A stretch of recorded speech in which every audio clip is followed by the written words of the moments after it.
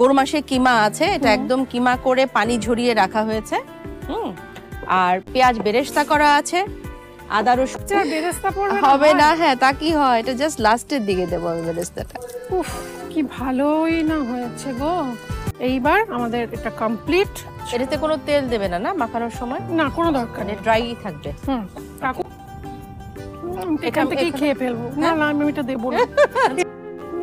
এখান থেকেই খেয়ে ফেলবো। না না, আমি এটা দেবো না। যার ভিডিওটা আপনারা দেখলেন, তিনি ওপার বাংলাতে গিয়ে গরুর মাংস রান্না করেছে এবং গরুর মাংস রান্না করে সেটাকে প্রমোট করছে। সে আজকে লাইভে এসে দুঃখ প্রকাশ করে বলছে, না আমি রান্না করেছি, না আমি খেয়েছি, কিন্তু প্রমোট করেছি, কারণ বাংলাদেশের জাতীয় খাবার হচ্ছে গরুর মাংস।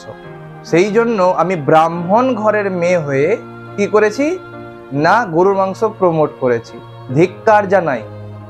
সবাই এই ভিডিওটাকে অনেক বেশি শেয়ার করুন, যাতে আমাদের কোনো সনাতন ধর্মের মেয়েরা এই জাতীয় মহিলার ভিডিও না দেখে এবং তাকে বয়কট করে।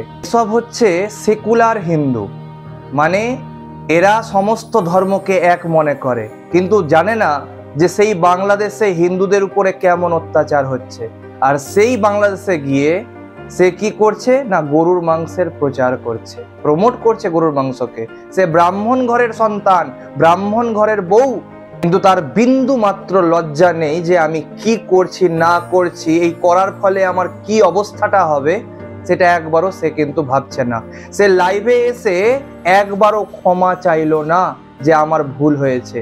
সে বলছে কি, যে সেটা হচ্ছে তাদের জাতীয় খাবার, আমি তো কারো ভাবাবেগে আঘাত দিতে পারি না।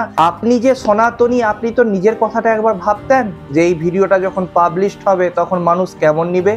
পাবলিকের ভালোবাসাতেই আপনি বড় হয়েছিলেন, আর পাবলিকের জন্যই আপনি কিন্তু এখন নিচু হয়ে যাবেন, সেটা আপনি নিজেই দেখতে পারবেন। সবাই ভিডিওটাকে শেয়ার করুন। ধন্যবাদ।